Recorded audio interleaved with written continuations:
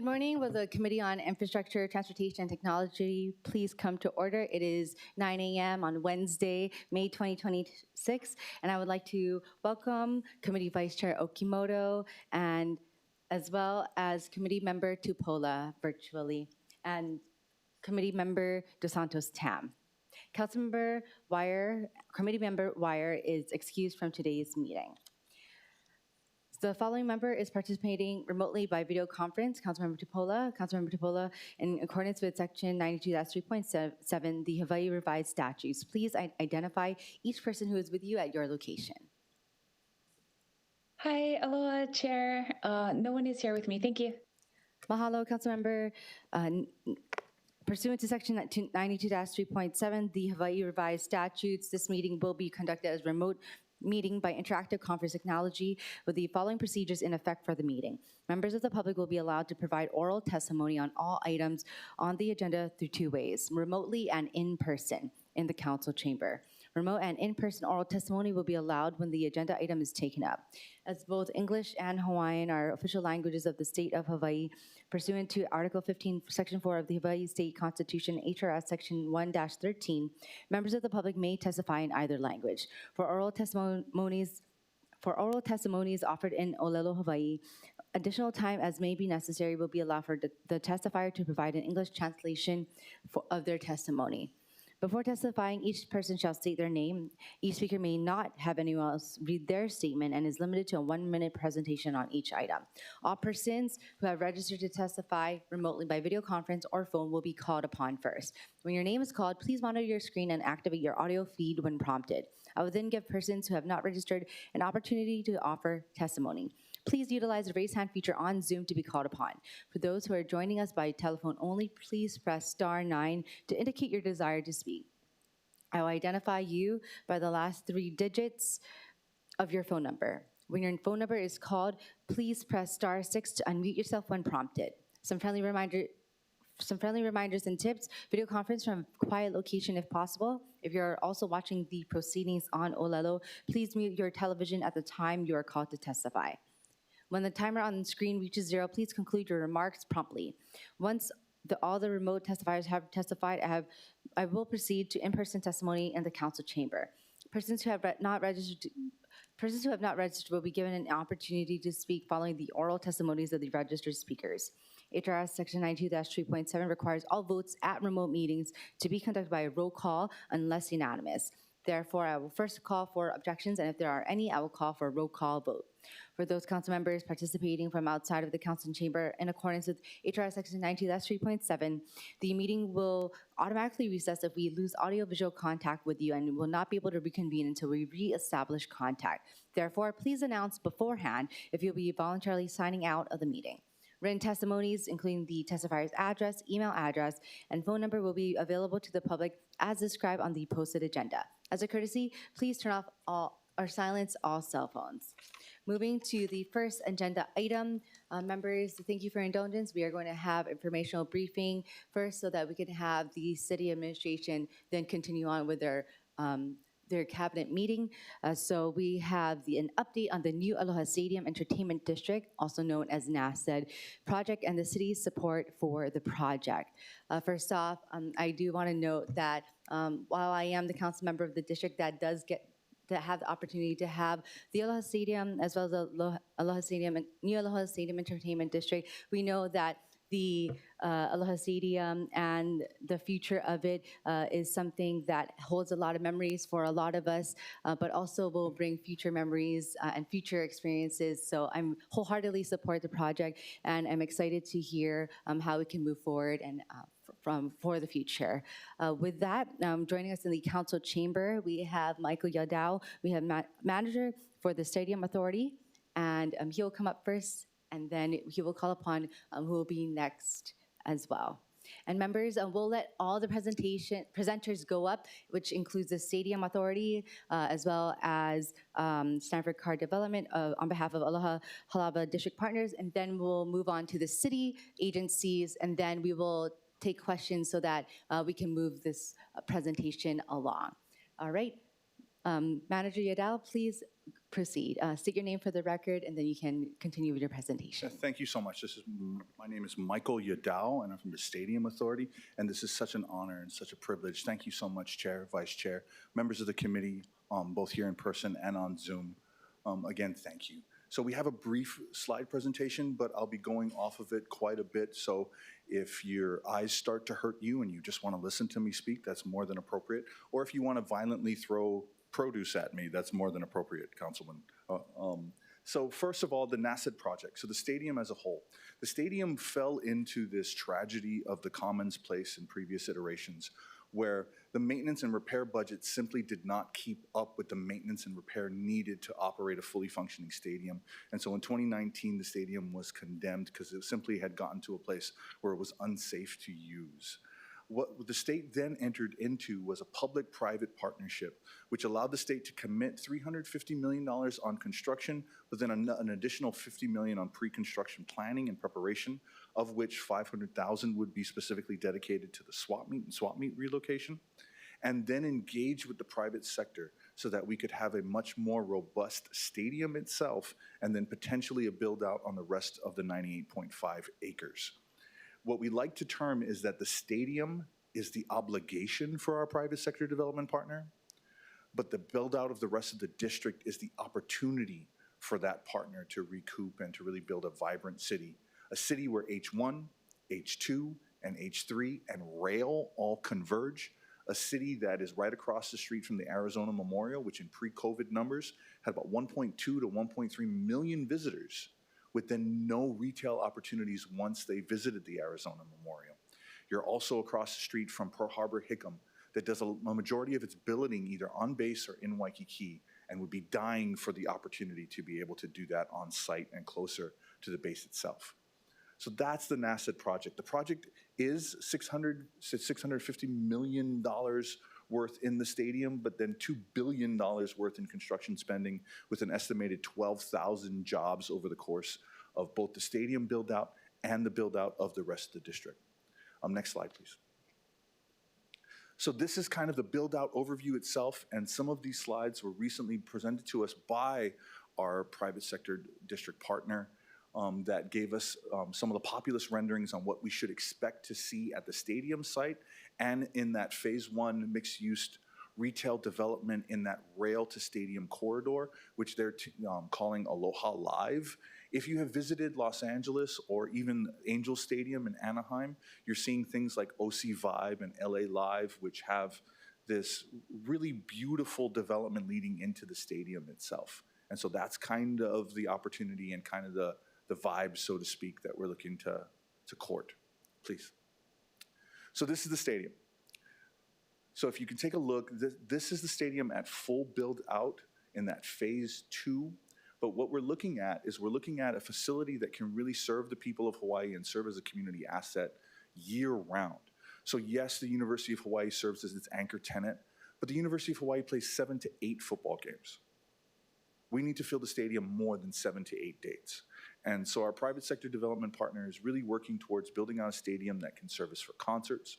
If you take a look, if you can take a look at that slide, on that Mauka side, can you imagine Bruno Mars on a big stage performing right in front of there with the backdrop of the mountains, a beautiful advertisement for who we are and a wonderful concert experience.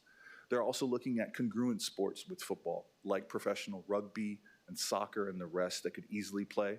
We're ensuring that the stadium continues to be preserved as a community asset and available for DOE sports, whether they be football or graduations or marching band and other type events as well.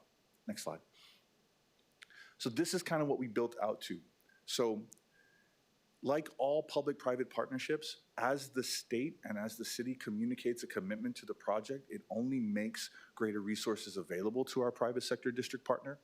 And so while there was talk in the original proposal of having a much smaller footprint stadium, that has since increased quite dramatically. Now we're looking at a 31,000 seat arena, individual seating. I'm told to say, and this is important to a certain segment of the population, that there will be cup holders in all the seats. If I don't say that, then Brennan Morioka will kick me or throw things at me, so I have to say it. But there will be cup holders, 28 to 32 luxury suites, loge boxes, a large locker room and clubhouse area. This will really be a facility that the people of Hawaii can be proud of, and that we're proud to team up with Aloha Halawa District partners to build out. Next slide, please. They've worked quite extensively, and Chloe Robinson will speak later on behalf of AHDP. They have visited stadium after stadium, and they've ensured that there really will not be a bad seat in the house, that everybody, as they go in to buy their various refreshments and food, will still not miss the action on the field, whether it be a football game or a soccer game or a concert. Next slide. You're seeing a little bit of that as well. Again, not a mixed, not a bad seat in the house, and for very large red-skinned Filipino Caucasians like myself, ample shade so that I'm not turning bright red.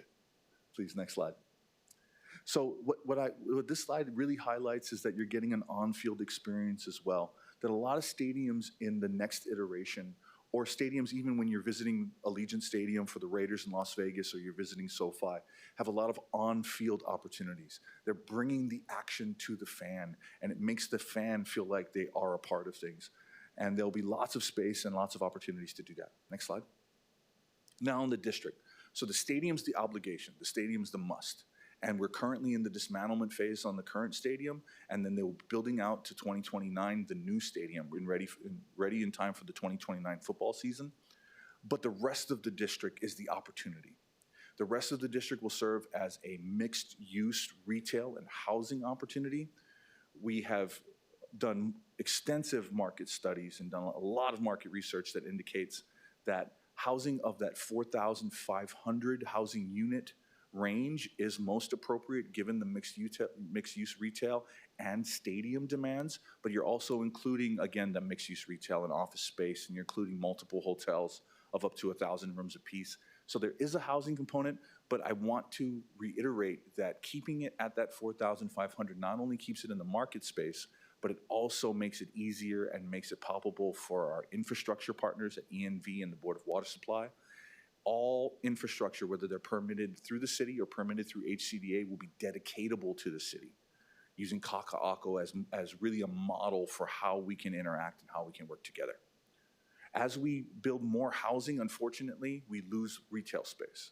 As we build more housing, we lose economic opportunity on the site itself, and so that 4,500 is really a hard number. Next slide, please. So this is where we're at right now. Well, that's as of April 28th. The HDP deserves an enormous amount of credit. So does their general contractor, Hawaiian Dredging. They have progressed incredibly well at the dismantlement. And we're calling it a dismantlement rather than a demolition, because demolition implies that you have a button and you're going to boom and then things collapse on themselves. That's not what's occurring here. So on the west, the Mauka and Makai sides, the east and west parts of the stadium, there's actually a tripping or a pulling away of those upper decks that's currently occurring. They've had 2 of them, and they have 2 more planned on the north and south end zones. So that bright yellow that you're seeing right in that that upper top corner of the slide, that top yellow, that's being hacked and pulled away, because that's just the more appropriate way to do that. There are a lot of components that you'd be surprised and shocked, and I'll let our partners, our private district partners, and Chloe Robinson speak to that. But there's a lot of elements of the stadium, whether they be girders on the north and south, or even the concrete slab that's underneath the turf, that is still salvageable. And by recycling and using these products, it saves the state and it saves our private sector district partners a lot of money that it can be incorporated into the new stadium and the new stadium footprint. And with that, there's active demolition. Please, Councilwoman Cordero, I know that you come down quite often and you are always welcome, but everyone here is welcome. Please come down as you drive by, whether you're in Kalihi and Laliha or you're going towards Mililani, please cheer us on and scream and yell from Salt Lake Boulevard as you're seeing the cranes pull apart the stadium. It's a little emotional for our staff because they have an emotional connection to what was, but it's also very exciting because we know what can be. And with that, I think that's the end of the presentation, but I'm more than welcome to answer any questions or introduce now our private sector development team. Thank you. We'll take questions after all the presenters have presented. But yes, thank you for leading us into the rest, especially on the infrastructure front. Next up, we'll have Chloe Robinson, Project Manager for Sanford Car Development on behalf of Aloha Halawa District Partners. And for your information, the last presentation was Council Communication, or miscellaneous Communications 199-2026, and this presentation will be 204, Miscellaneous Communications 204-2026. And okay, we'll have Mr. Robinson introduce himself while we get the presentation loaded. Thank you.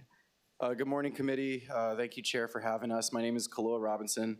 I'm the lead project manager for the stadium redevelopment project on behalf of Stanford Car Development and ALOHA Halava District Partners. First of all, Stanford sends his regards. Unfortunately, he couldn't be here today. He's off island working on an affordable housing project in Waimea. He wishes he could be here.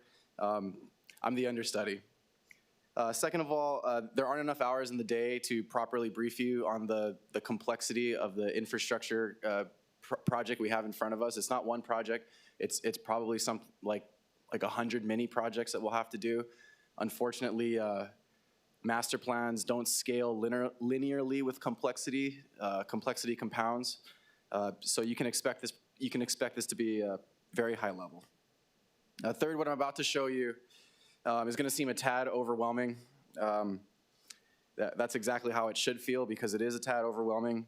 But if you take away anything, it should be this, that while this is a bold initiative and while we don't have it all figured out and we're still very much working through solving some of the biggest problems, this is not an impossible problem to solve. In fact, it's a very possible problem to solve, particularly when we all work together. And I'll highlight two examples, not just because they're seated right behind me, but because it's actually been a very promising start to the project. First of all was the relocation of a city force main. The Honolulu sewage transmission line from Halava out to Honolulu starts at that project site. There's an existing force main on site. It runs basically in the worst possible place it could run for a residential or mixed-use development. Director Babcock's team expeditiously and aggressively improved their schedule in order for us to make a scheduled opening in the fall of 2029. And then the second has been the mayor's office, especially with MD Formby, their leadership in helping to facilitate the permitting process that we're about to undertake. Those commitments are going to translate into an expedited schedule.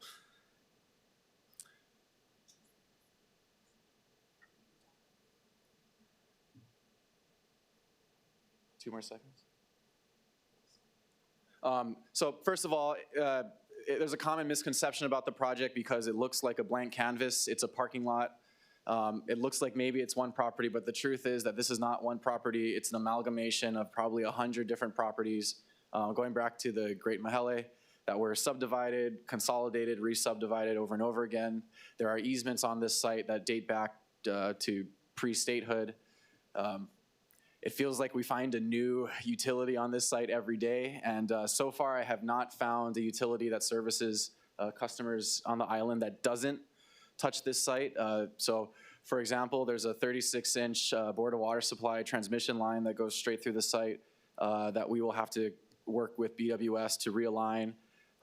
Several sewer lines, both gravity and force main. Some belong to the city, some belong to the Navy. We have just about every fuel line you could possibly conceive, from jet fuel to liquefied natural gas to the old Red Hill line, Army communication lines. The whole site is surrounded by high voltage transmission power lines, some of which are conveniently in the right place and some of which we will have to learn to either work around or relocate. No good?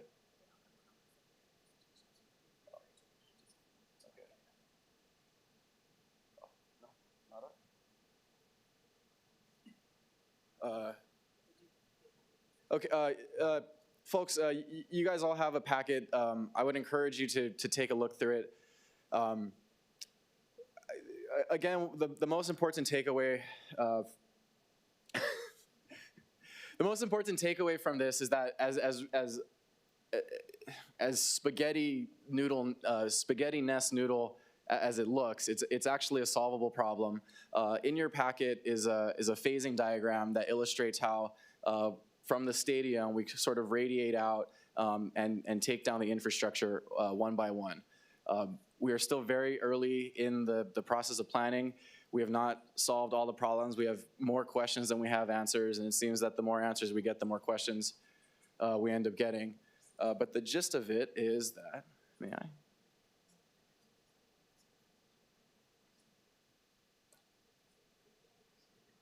You can take a minute to set it up so that you can follow along with the slides, Kaloa, Mr. Robinson.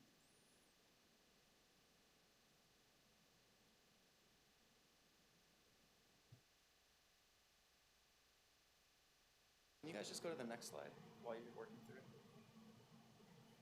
No? Cannot? It won't go to the next slide? It turns out that the infrastructure problem is so complicated that the computer can't load the slide. Perfect. Here, don't move. It moved.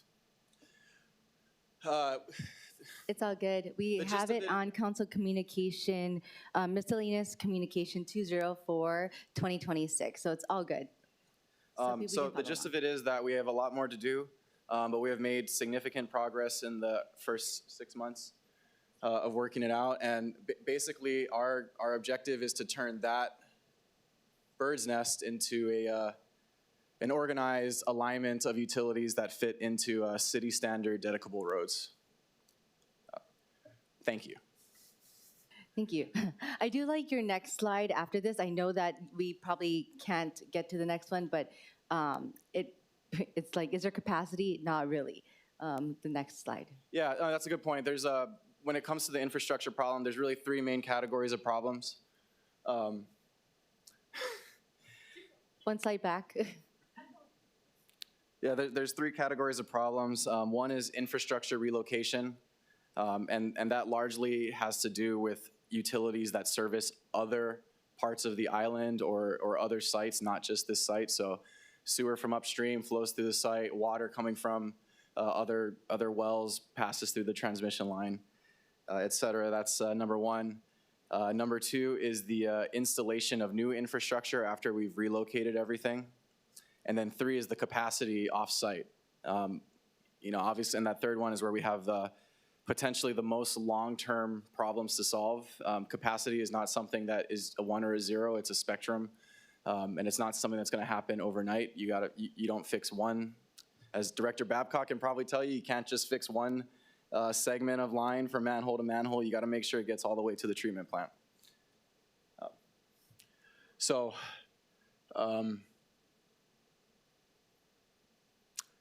We have a pretty decent amount of sewer capacity, especially at least for the new stadium.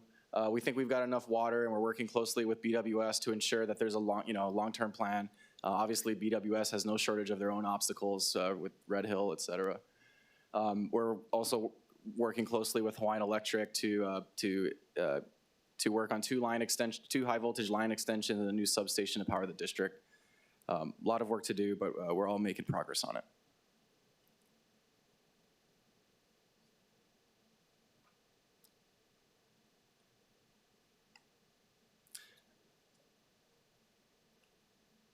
Chair, I think that highlights it pretty well. Okay, thank you very much, Ms. Robinson. Okay, next up, we'll be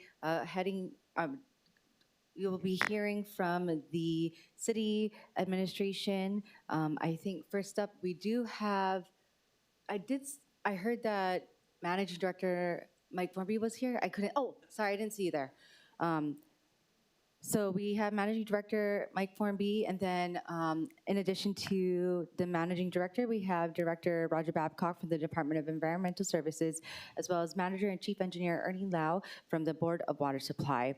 And they will be providing information on their respective agencies and the city's role in supporting the NASED project. Thank you for being here, Managing Director. Is this actually the last time you'll be with us and before the council?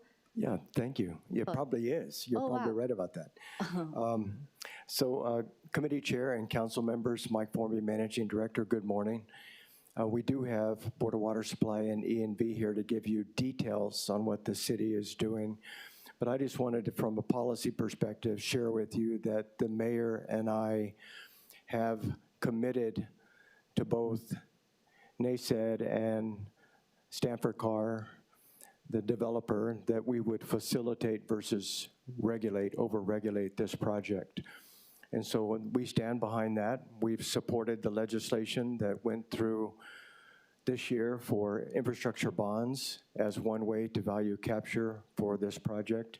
And we're also talking with HCDA about Community Facilities District, which we're going to be setting up that program in the city, not only for this project, but for affordable housing projects around the county. So the goal is to make sure that we do everything we can at the city to help this project come in on time, fall of 2029. And Stanford Carr, Kalo, and I recently met in the conference room with DPP, and we agreed to put together a memorandum of agreement whereby we would agree up front to not necessarily stick to the workflow processes which would drive the timelines on this project, to be creative, to think outside the box, and where we can, accommodate requests that are perhaps not common, but necessary to deliver this project. This project is going to be a major economic driver, job generator for the city and county of Honolulu. We need to make sure that we do our part to get it delivered on time. So let the department speak to the details. If you have any questions for me on high-level policy, I'm ready to answer. Thank you, Managing Director. And are you going to be staying here for the rest of the, oh, okay, all right, thank you very much. Okay. All right, next up we have Director Roger Babcock from Department of Environmental Services.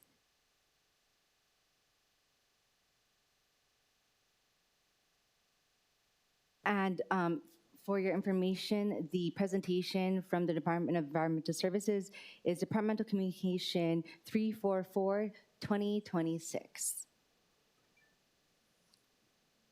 Thank you, Director Babcock, for being here. Good morning. Good morning, committee members. Roger Babcock, Department of Environmental Services. Happy to make a short presentation on the sewer improvement projects associated with this large redevelopment. The department has been working with, on this with the developers for many years, at least 10 years. And just to give a little bit of context, the stadium location is at the very far end of the Honolulu wastewater treatment plant collection system. It literally ends right there, and then everything close towards town from there is all part of the Sand Island collection system. So it's the extreme end of both collection systems. And so what that means is it's a very long way from there to the wastewater treatment plant.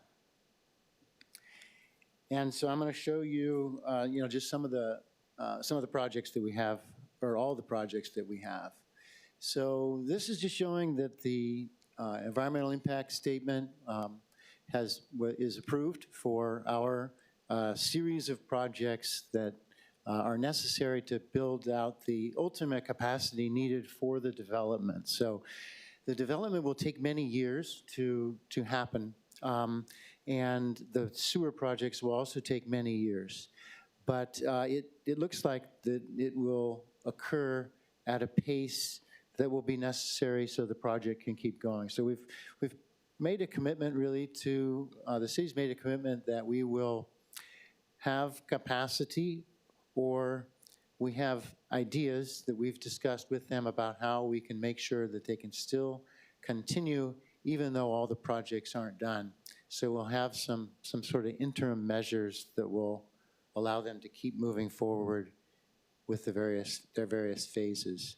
So this diagram shows the main sewer line coming from the stadium area and going all the way to Honolulu. So it's going all the way around Pearl Harbor, across Navy lands, and getting out to the treatment plant.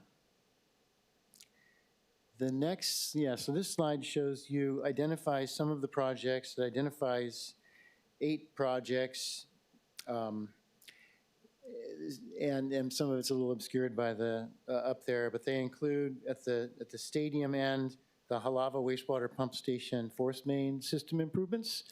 And that's a project which was just mentioned that we accelerated in order to get infrastructure off of the site on the one end of the site where their first projects are going to begin.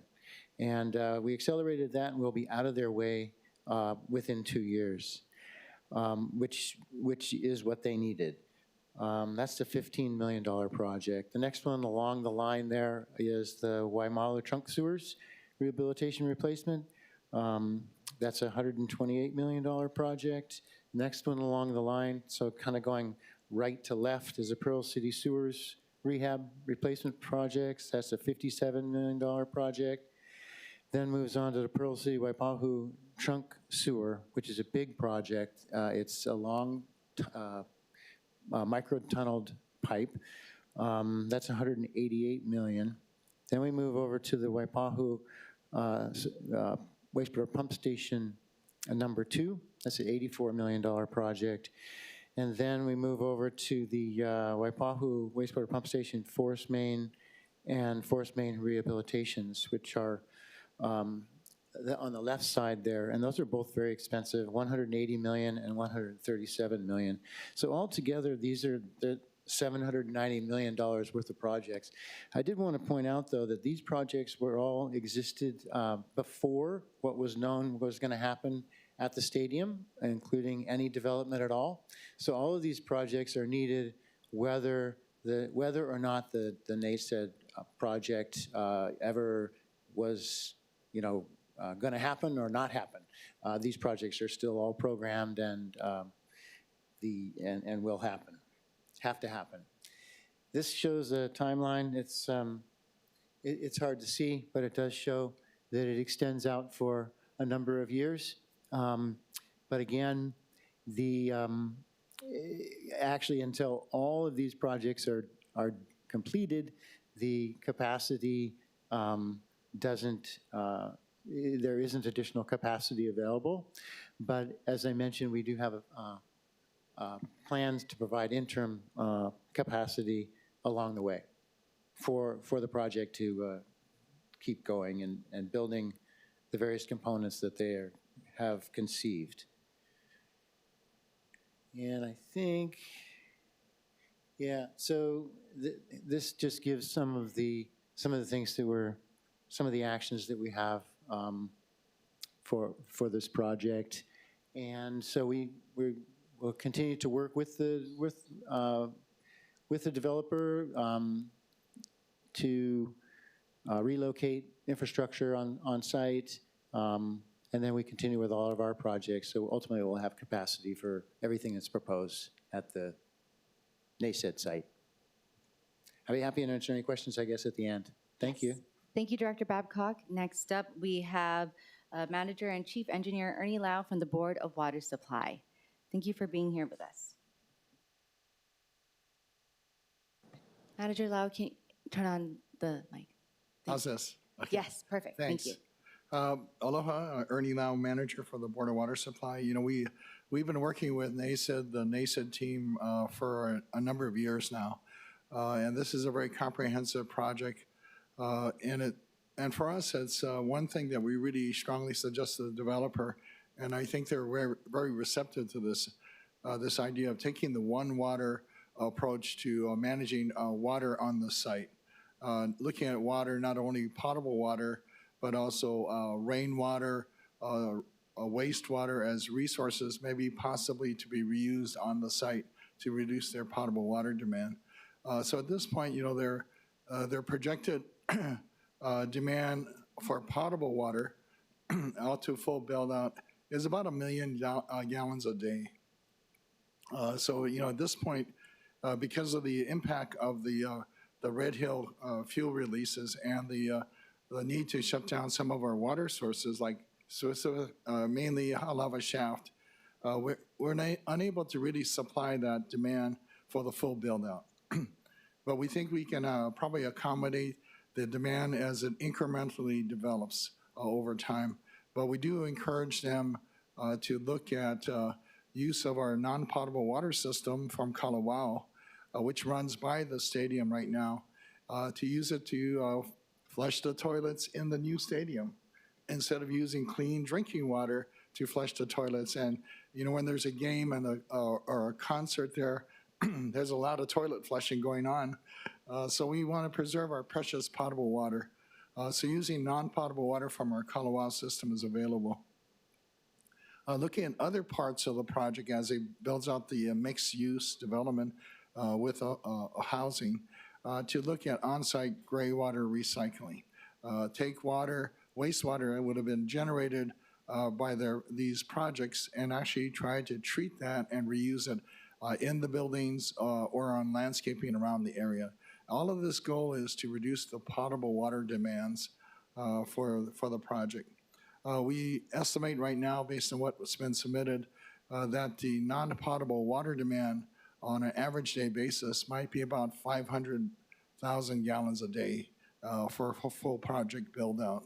So when you add the two together, there's about 1.5 million gallons of new capacity that would be needed to supply this project over time. We are working actively to develop new water sources, new wells specifically in Honolulu, Aiea, Newtown area, Waipahu, and Kunia, and Honolulu. So these are all wells that we plan to develop over time. Some of the challenges, though, just to get to the point of drilling the exploratory well, the test well for the new water source, is getting the permits. And we've been working very closely with the State Commission on Water Resources to do that. But it has been a kind of a long process. So that's our commitment to actually build the capacity in time, over time, to be able to supply the needs of this project and others.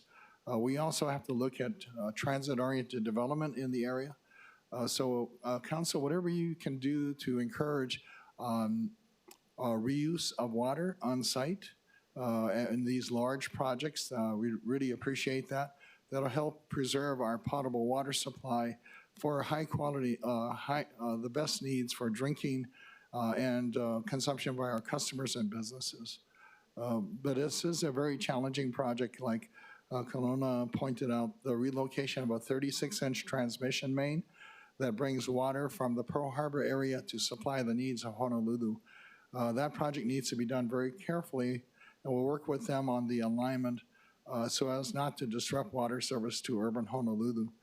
It's a very important transmission main right now, especially with the shutdown of our Halawa shaft.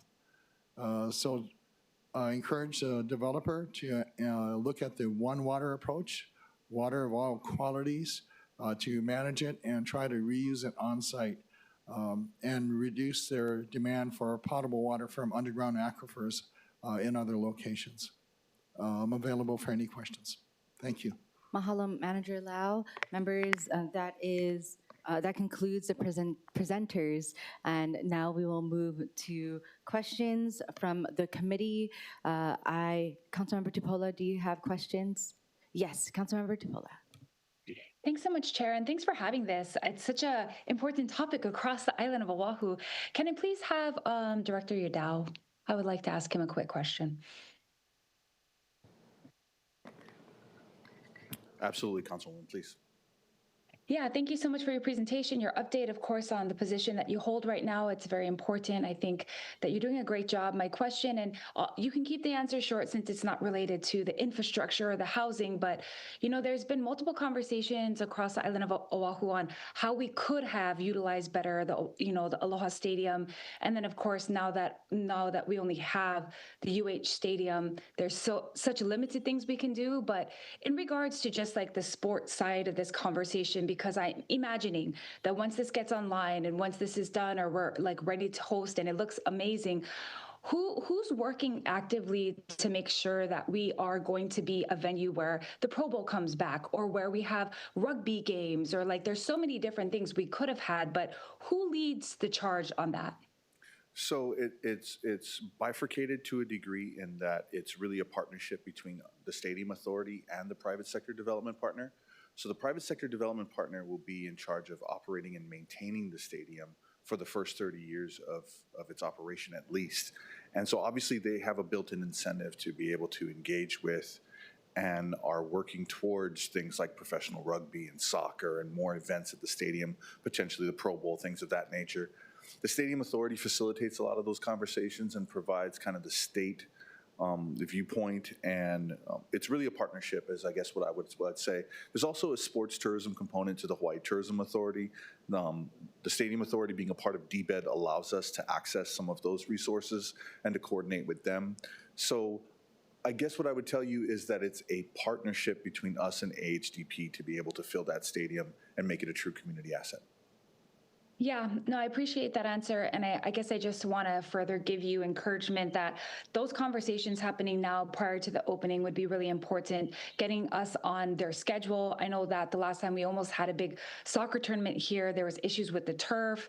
I do know a lot of different reasons why people pulled out of using the Aloha Stadium in the past. So I think with the lead up time that you guys have, I'm hoping that you guys can build a very good structure for all of these professional teams to interface with somebody that's easy to work with, that can actually get the specs of the stadium up to what they would require for, for their competition. So thank you so much for this presentation, and anything we can do to help, we're looking forward to partnering.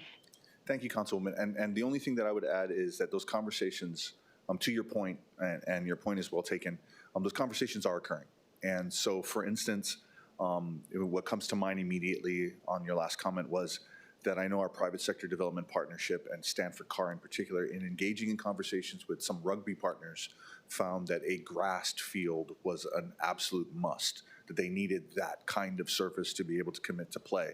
So those conversations are happening, and but anytime the City Council can play a role in helping to facilitate, if someone should approach you, please don't hesitate to send them our way, and we'll be happy to continue to engage. Thank you. Yeah, that would be great. Thank you, Chair. Thank you, Council Vice Chair Tupola. Next up, we have Committee Vice Chair Okimoto. Thank you, Chair. If it's okay, my question was actually for Mr. Robinson from Stanford Carr Development. Aloha and good morning, Mr. Robinson. I'm sorry that your slides weren't able to show us on the big screen.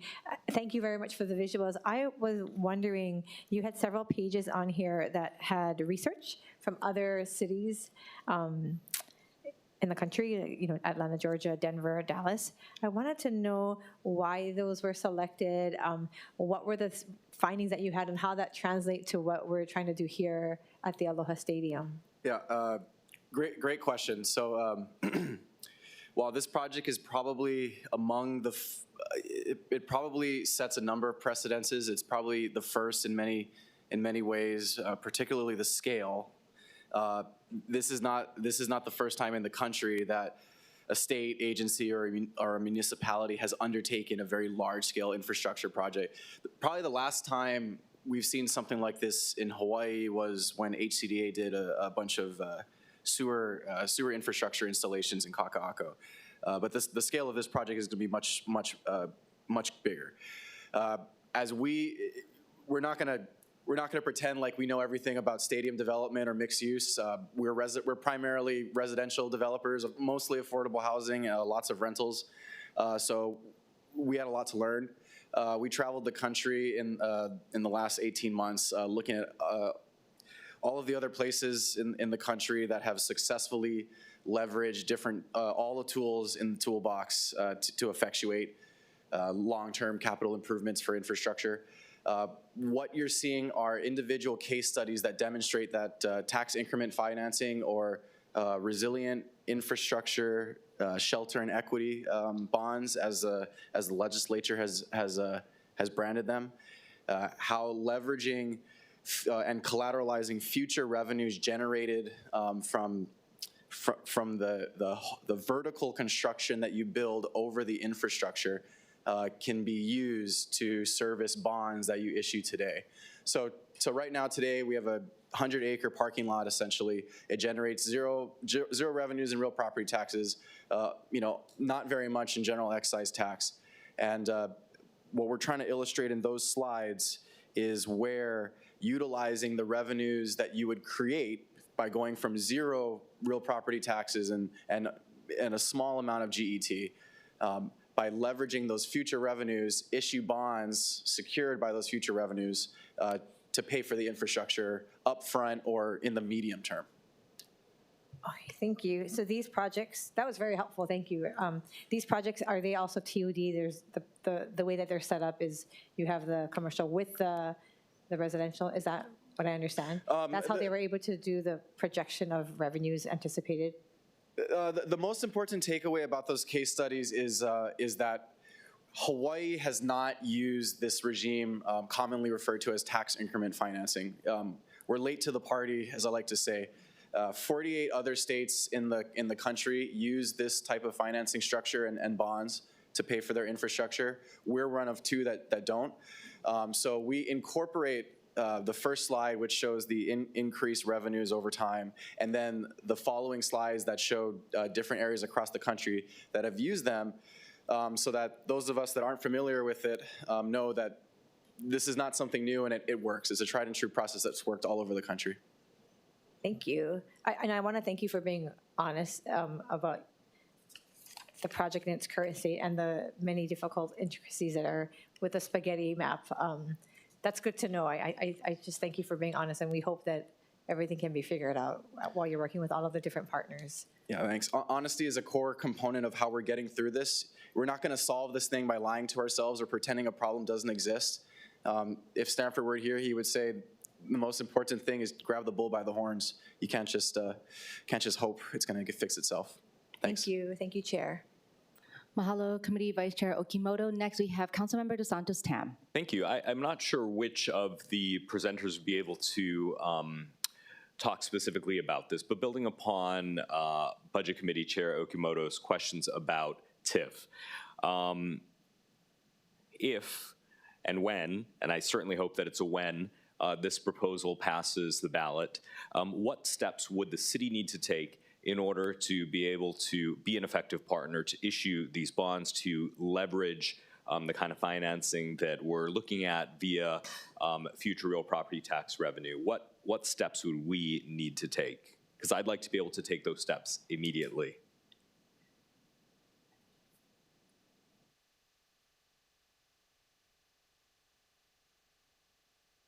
Morning, Councilmember Tyler Dos Santos Tam, Mike Formby, Managing Director. So obviously this discussion has been a very long time in coming, and this is the first step for the city and county and the state, and I'm fairly confident that the infrastructure bond charter proposal constitutional amendment will pass, and when it does, that will begin the discussions really with the state and NASED and the developer on what that structure will look like. So we haven't pre-agreed to anything. There's no formal, detailed revenue calculation share agreement yet. What we want to do is get it through the amendment process, and then when it becomes a tool in our toolbox, then we will have negotiations with NASED, with the developer, on what that might look like and what the revenue impact would be to the city and county over the bond period. And I'm sure that council will be fully informed and updated and have a role in that as well. So the short answer is right now we have no details to provide, but once we get authority, we will be quick to the table to come up with those details. Okay, good. I'm very glad to hear that because, you know, time is of the essence. I mean, looking at the timeline for some of this development, I think having the city be as ready as possible. It'll of course take a little bit of time to work out the details, but to be ready to execute on that is going to be really critical. So thank you. Mahalo, Councilmember DeSantos Tam. Well, first off, thank you to all the presenters for presenting. I do also want to recognize former Stadium Authority Chair Brennan Morioka. If you give the TV a wave, hopefully. Yeah, there you go. Thank you for being here and for helping pave the way for this moment as well. I do have a few questions, and this may be, I don't know who this will be going to, but first off, will infrastructure to support the district also increase infrastructure around the area? We know that we have the Makalapa Halawa estates in the area, we have Foster Village, we have current retail around the area, and I know that the district itself is already a task to provide infrastructure support to, but will that spill over to supporting the rest of the Ahupua'a? I don't know who to have that directed to. I think the short answer is absolutely. I think as you heard from ENV, that a lot of this infrastructure build-out was going to occur anyway, regardless of whether or not the NASED project moved forward as timely as it is. As ENV builds out, as the Board of Water Supply helps us with that kind of phased development approach, it will benefit not just that area, but we believe the city as a whole. Absolutely, and I'm hopeful for that as well. So thank you very much. For Department of Environmental Services or even BWS, what type of approvals do we need to look to streamline when we are working towards a major project like this, or many major projects that encompass NASED? Yeah, so we would be approving their sewer connection applications, and we've already figured out how we can accommodate this in some non-traditional ways, which will be necessary. So we need to, I think, sort of get some of that in writing. We've talked a lot about it, but we can do that.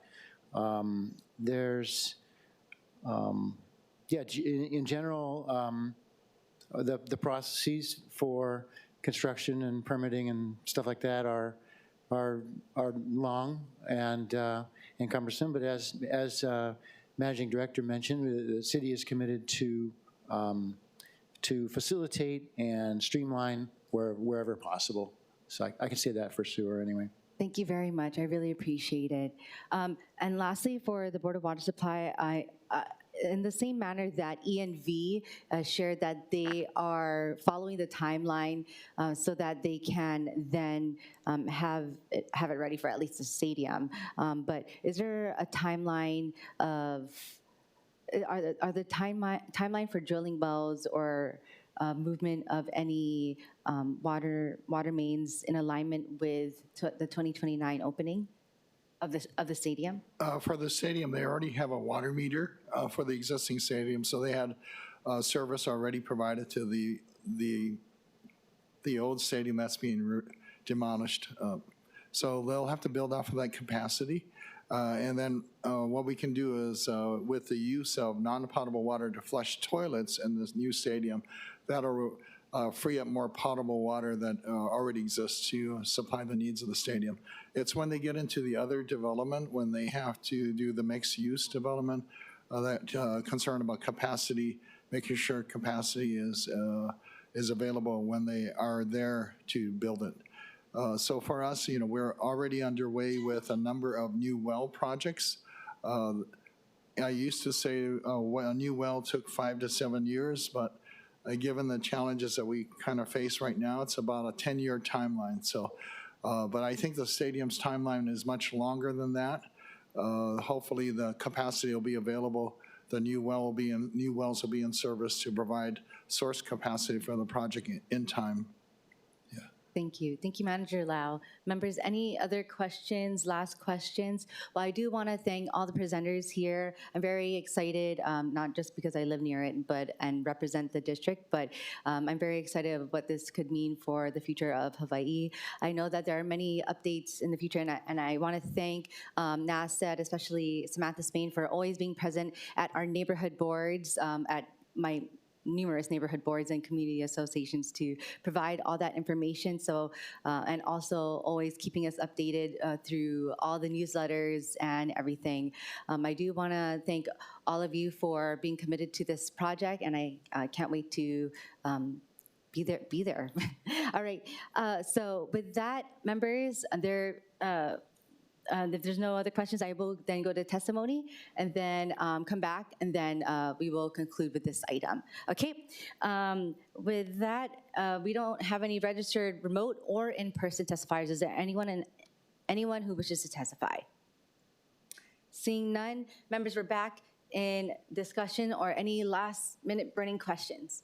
No, okay, all right, thank you, and thank you all very much. We really appreciate it. Okay, next up, Thank you. Our last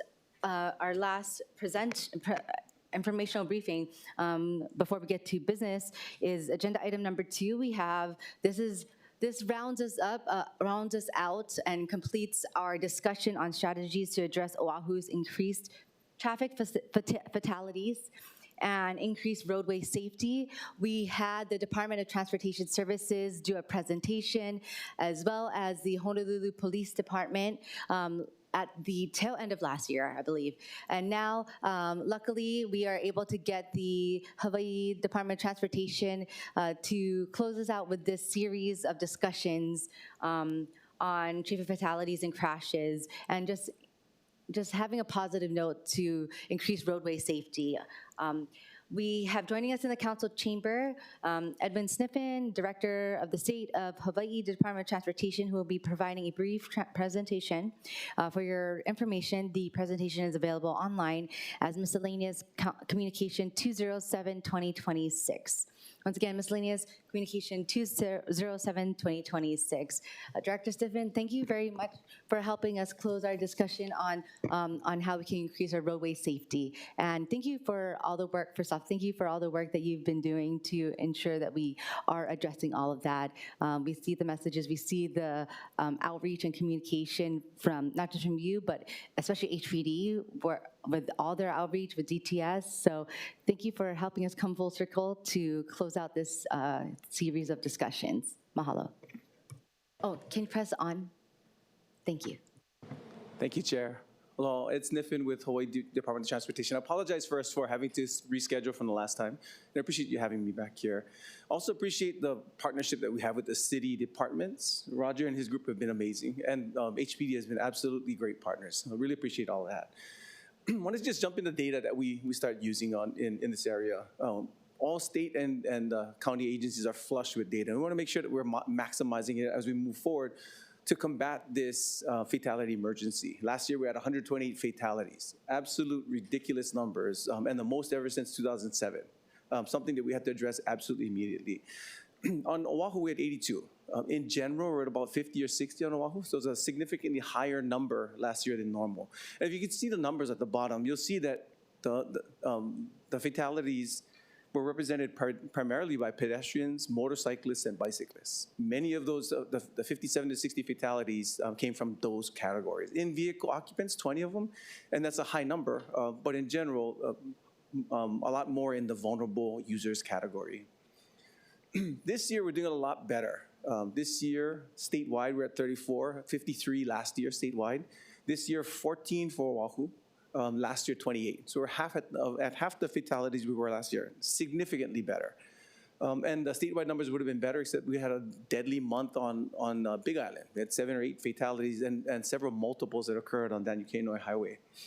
You'll see in this area, the change was much less motorcyclists being killed and no bicyclists or e-bikes. Tremendously awesome numbers there. And you can see last year at this time, there were big pushes from HPD and from the city and from the state on making sure that we address this e-bike issue. It took about a year to get there, and we're finally here. It gives us some information on our messaging to the public. It takes about a year for them to get it. It takes us some time to look at it and say it's not a problem anymore, and we start dropping the message. And it takes another year for those fatalities to tick up again. So overall, we're gonna keep the messaging up and keep the pressure up to ensure that we can get these numbers down to 0. We did some more digging in the data, and we tried to look at how we could classify a lot of fatalities. And you'll see over 70%, about 70% are vulnerable road users, significant number. Bigger number, 90% of the fatalities, absolutely preventable. All because of our poor decisions when we drive or when we commute. Significant number of speeders, and that number is actually undercounted in a lot of cases.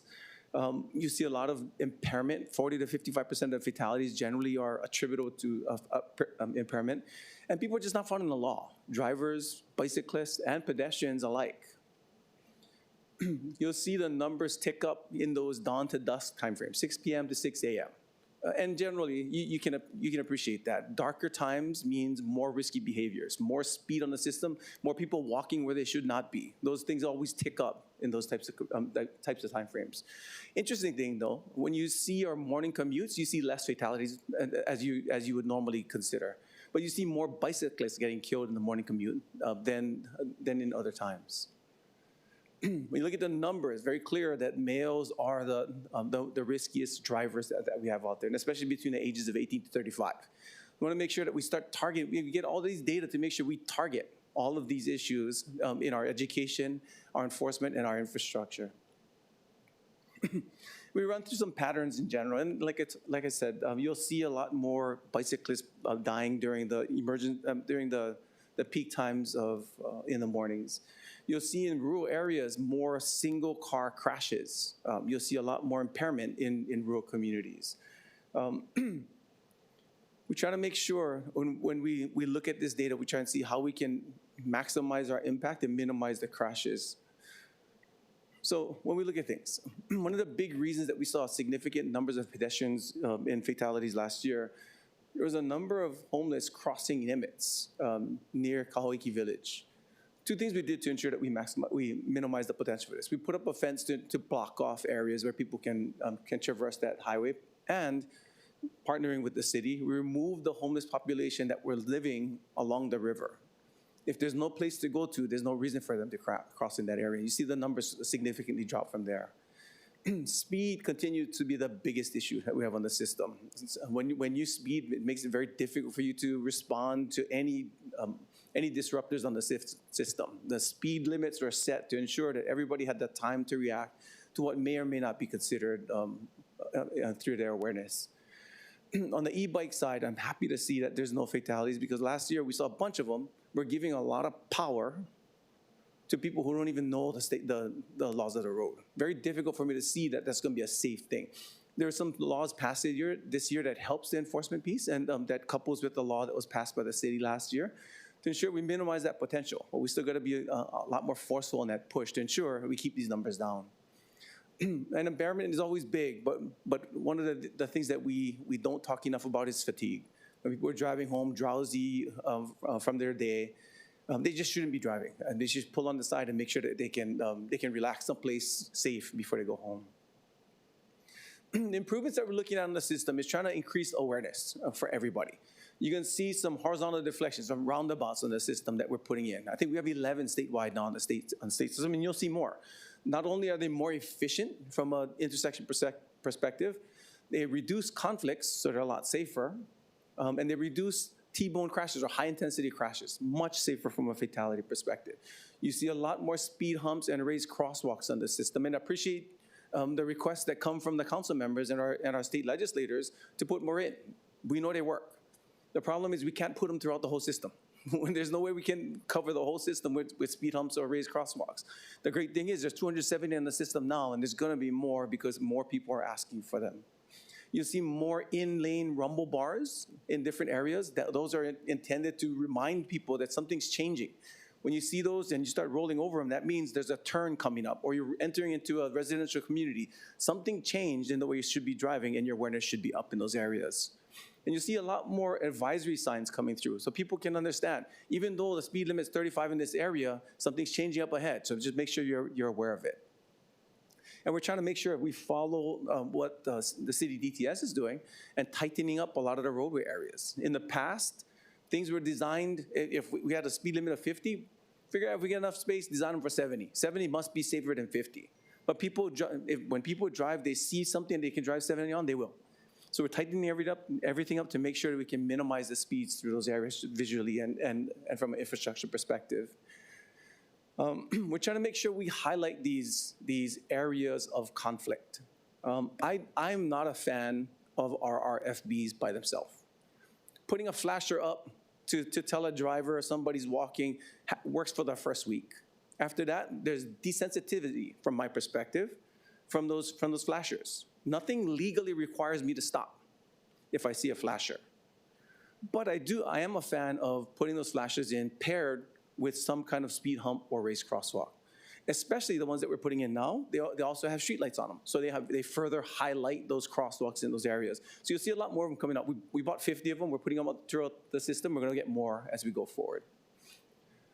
We're working with the city and the counties on better connecting our bike and ped systems. And like I said, more bicyclists are dying during the morning commute. Something's wrong there. There's no connectivity for them.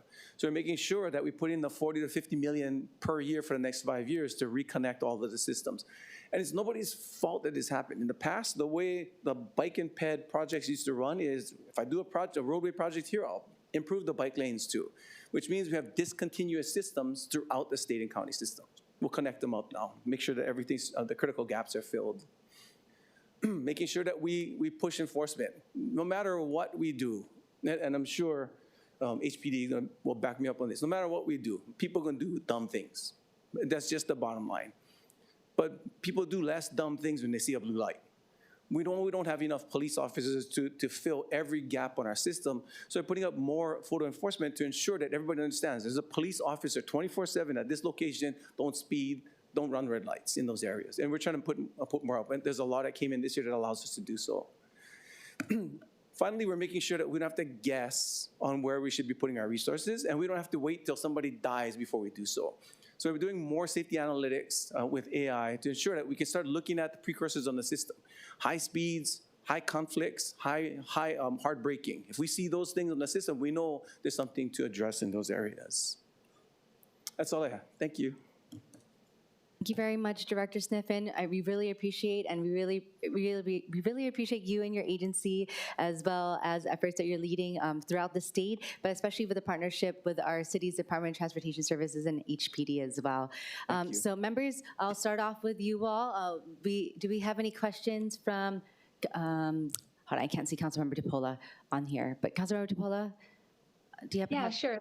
Yes. Thank you, Chair. I have a few questions.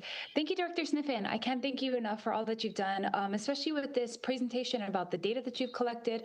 I know a lot of people might think that what we're doing is random, but there's a lot of data that goes behind the decisions that are made. So thank you for making that ever so clear, how you guys are deciding what to do. I would say in the most recent, 2, 3, let's go up to 5 years, like there's been a huge amount of difference of speed calming things that are out on highways, freeways, even in our streets. So thank you. Thank you for partnering with the city. And actually, thank you for stepping in and doing some of the things that are on city streets, but you guys actually executed it. I'm talking about speed humps, tables, all of that. So a few questions. The roundabout that you just showed, I had a few truckers, just because most of the trucking guys come from my side, that were asking me or just mentioning that that roundabout is kind of tight, so they actually all drive over it because they can't get their wheels up and kind of make that turn correctly. Is there, I know in Kapolei, you guys actually widen it because a couple of trucks fell over. Is that like probably the width that we're going to keep it? I told them I think the roundabout is flat, so you guys can drive on it if you can't actually make the full turn. Could you maybe comment on that? Absolutely. So we designed it to make sure that all the HB60s can get through it. So any truck that's legal in Hawaii can get through that roundabout.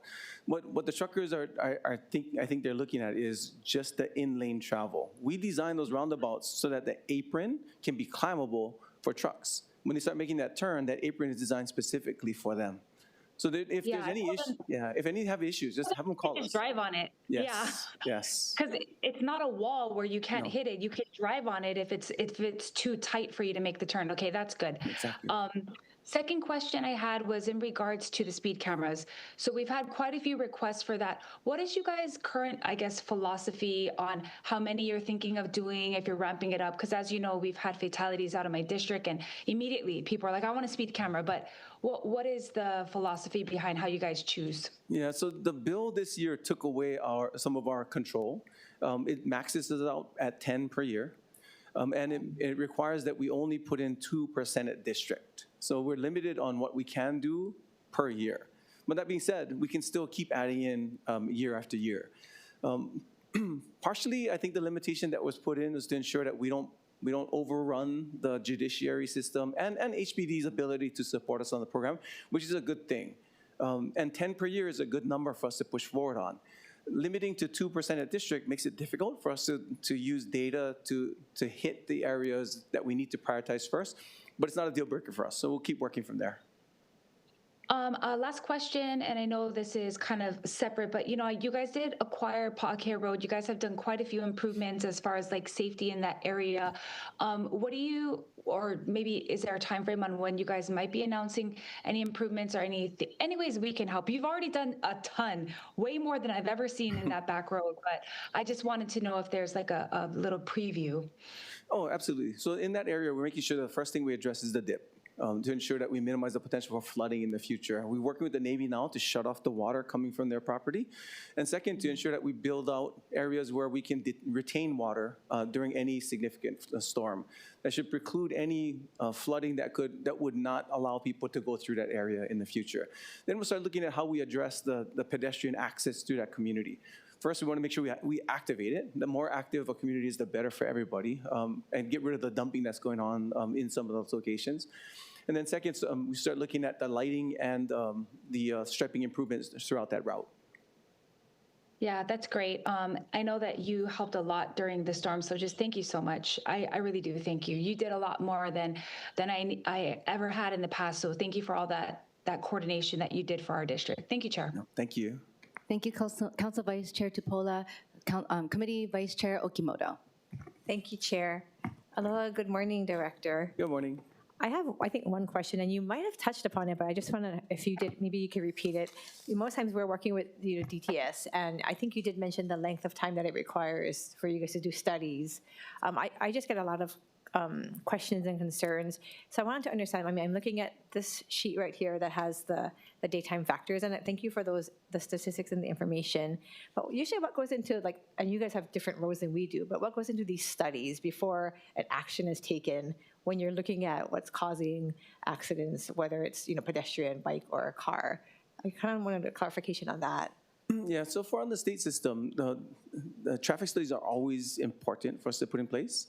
And in general, those studies, the time frame for the studies differ, mainly because we want to make sure we take the studies at times when we see the representative traffic. If we're getting into a time frame where we might get to summer or a break for schools, we know that the traffic we see is not going to be representative of what we're looking at in that area. So it may take longer because of that. In time frames where we know we can get the study done within that representative time frame, it should be a lot faster. Okay, yeah, that's good to know, because I know I hear that a lot. That if the city goes down from DTS, or even if HPD, or the comments I get is where they're not going at the right time. The things the concerns that they have are happening at different times. But I know we can't be everywhere at the same time. So I wanted to understand. And so from that information, it seems like, at least when I go to the North Shore, there's a lot of speed humps. So those are just decisions you're making based on the studies or the needs, or both? So we based the North Shore speed humps on the speeds and volumes. There are two things that we looked in that area.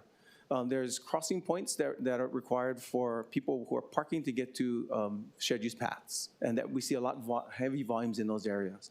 We also put in 3 additional because people were parking on the side of the road on the side of a high-speed facility. So we had 2 options: either get rid of the parking, that would impact everybody who parks along that route, or second, drop the speed throughout that corridor. Neither were helpful when we started looking at things. So making sure that we put the speed humps up, so make sure to ensure that everybody follows the speed limits, allowed us to keep the parking in place and the speed limits up. Thank you. And I think I really did appreciate you mentioning this, which at the end of the day, we have to take our own education. I mean, you guys are doing your best to educate and inform, and I think that's important for drivers, pedestrians, our bicyclists to be akamai when they're out there. I do appreciate it, and I hope that we can find the balance when we're out there. I know Councilmember Tupola mentioned the cameras. I think there's wisdom in that, but at the same time, I do have concerns about having it being overreach for government. So hopefully with the moving forward, we can put them in the right places and still keep our communities safe, but not feel like, I don't want the communities to feel like they can't be free to do what they want to do without being watched all the time. Yeah, I don't know what your thoughts are on that. So I think what we did to ensure that people didn't feel like they're being watched is all we do is shoot license plates. There are no videos of people in the car. I don't care if you're driving around with your girlfriend or whatever. It doesn't matter to me.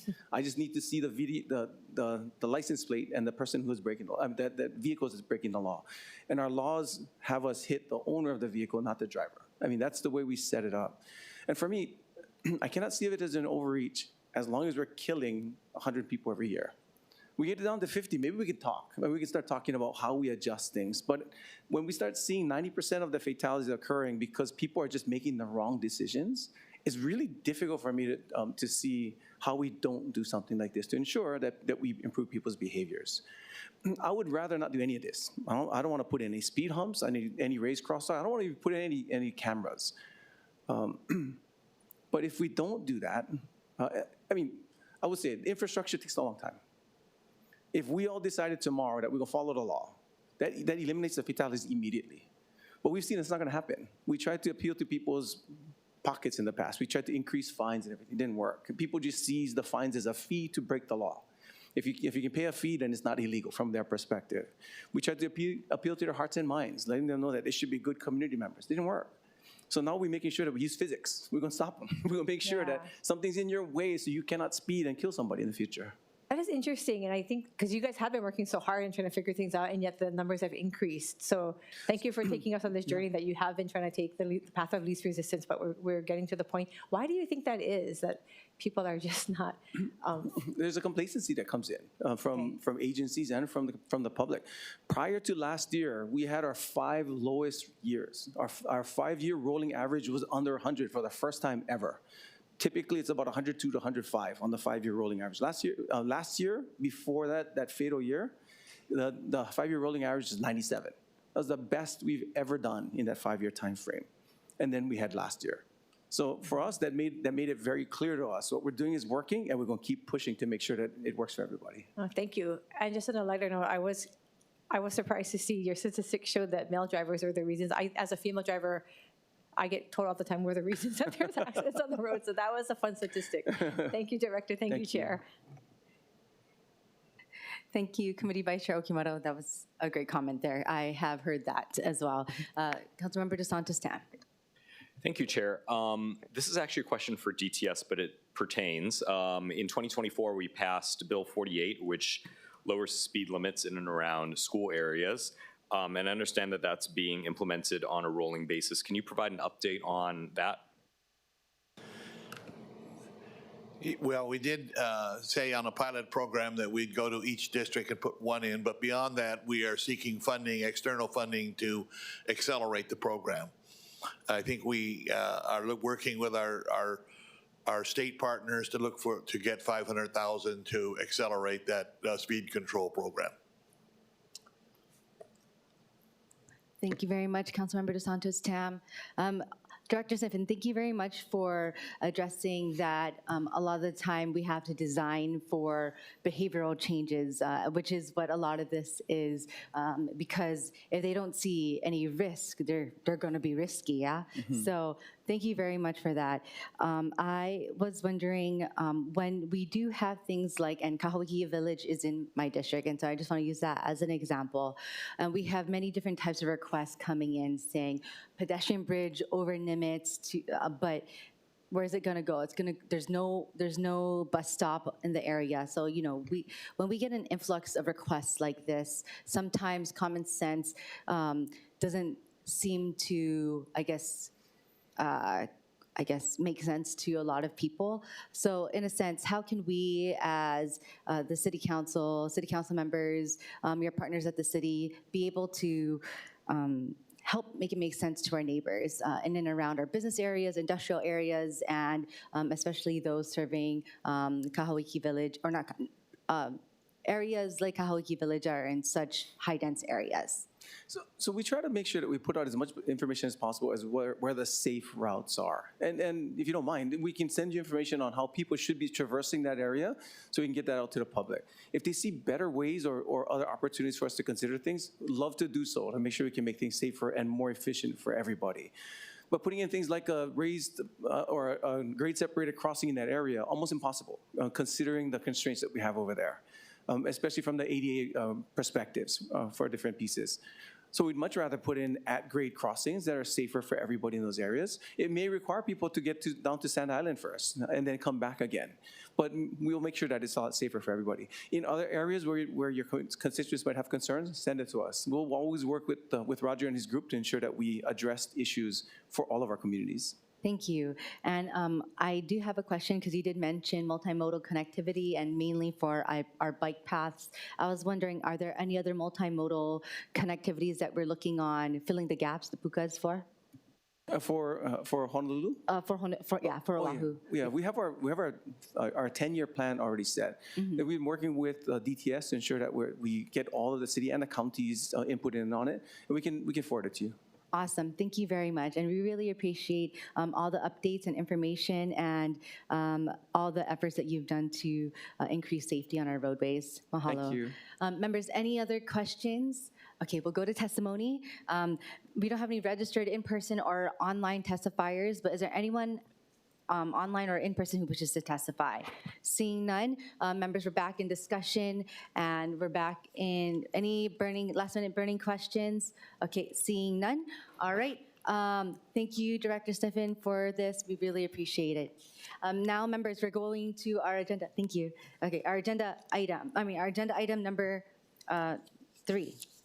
We have for action, Resolution 26-110, urging the City and County of Honolulu and the State of Hawaii administrations to incorporate lessons learned from the community-initiated disaster response efforts to the recent Honolulu storms into future disaster response plans.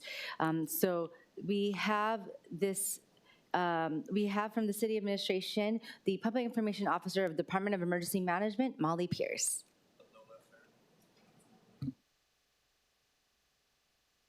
Aloha Council members, Molly Pierce from the Department of Emergency Management. I'm the Public Information Officer. Just coming here today to support this resolution. We're very happy to see this come forward. We're working really hard to continue to be a growth-minded organization that that incorporates our lessons learned both from internal city stakeholders and from the public. I'm here to answer any questions that you might have and bring them back to our administration as appropriate. Thank you very much. Ms. Pierce, I was just wondering if when this was going through the Honolulu Youth Commission, because members, this is from our Honolulu Youth Commission, a resolution from the Honolulu Youth Commission. Did they also discuss this with you or have a discussion at the Youth Commission meetings? I wasn't involved in those conversations, but I do assume that happened with my leadership. I can confirm for you if you'd like. No, we're good. Thank you.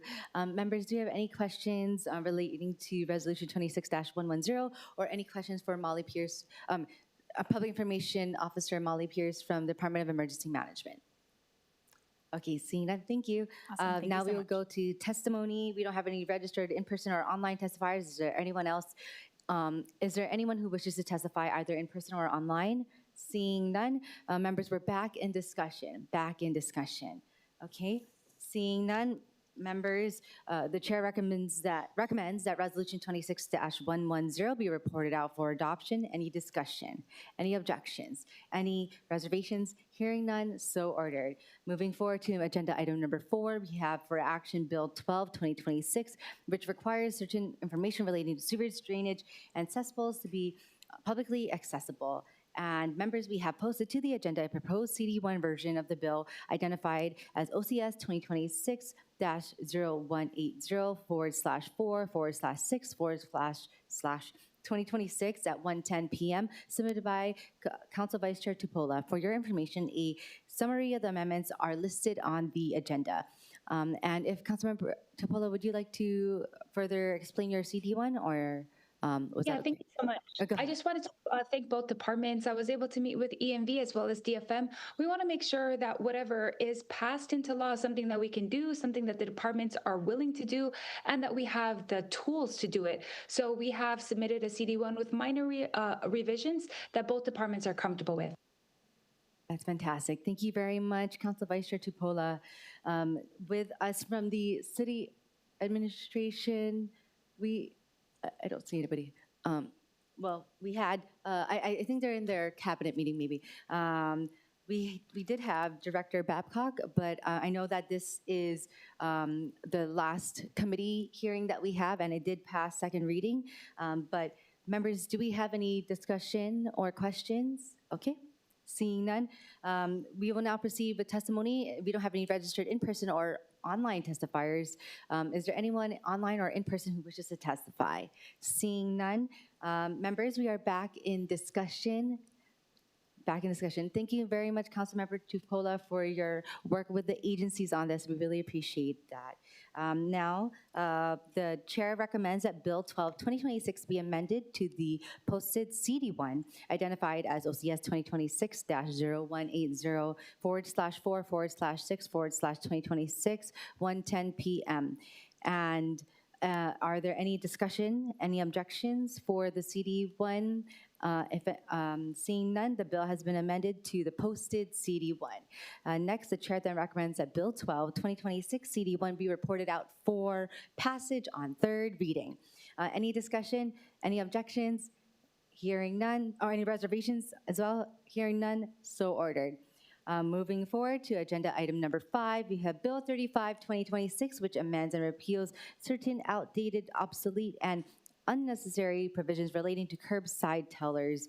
So this is the second time we have it in committee. So we have, first time, excuse me. It was introduced by our committee member, Tyler Dos Santos Tam. Do you have anything you want to add or no? Okay, all right, thank you very much, Councilmember Dos Santos Tam. With this from the city administration, we don't have anyone present, but we did have Director Kawano slated to speak, but seeing none, members, are there any discussions on this? Okay, seeing none. We will now proceed with testimony. We don't have any registered online or in-person testimony. Is there anyone online or in person who wishes to testify? Okay, seeing none. All right. We will now move forward. The bill recommends that Bill 35, 2026 be reported out for passage on second reading and scheduling of a public hearing. Any discussion? Any objections? Any reservations? Hearing none, so ordered. With that, I do want to thank the members for your indulgence for having the informational briefings in the very beginning. Thank you for your robust discussion and follow-ups, and I really appreciate the time to take interest in these very important matters. There being no further business at 10:29, this meeting is adjourned.